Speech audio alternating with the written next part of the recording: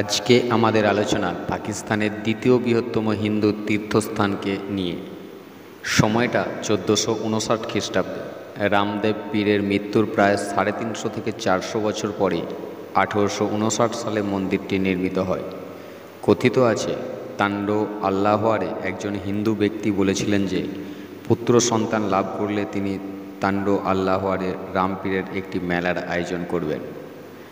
তার ইচ্ছা পূরণ হওয়ার পর তিনি বর্তমান ভারতের রাজস্থানে রামদেবরায় অবস্থিত রামপীরের মূল মন্দির থেকে একটি মাটির প্রদীপ নিয়ে আজকের পাকিস্তানে তান্ডো আল্লাহওয়ারে এনে সেখানে একটি মন্দির নির্মাণ করেন।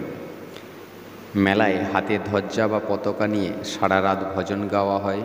শহরের বাইরে বসে সকাল 5টায় ঢোল ও বাজনার তালে তালে নাচতে নাচতে মন্দিরের ধ্বজা উত্তোলন করা হয়। হাজার হাজার ভক্ত, যাদের মধ্যে রয়েছে পুরুষ, মহিলা, শিশু, রামপীরকে শ্রদ্ধা জানাতে হেঁটে আসেন।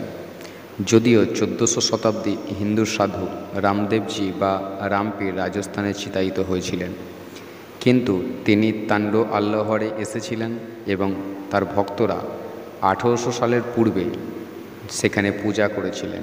সেই স্থানে তার স্মৃতিতে একটি মন্দির নির্মাণ করেছিলেন। তারপর থেকে প্রতি বছর 3 দিন ব্যাপী রামপীর মন্দিরে একটি মেলার আয়োজন করে। হাজার হাজার ভক্তরা খালি পায়ে মন্দিরে তীর্থযাত্রা করেন।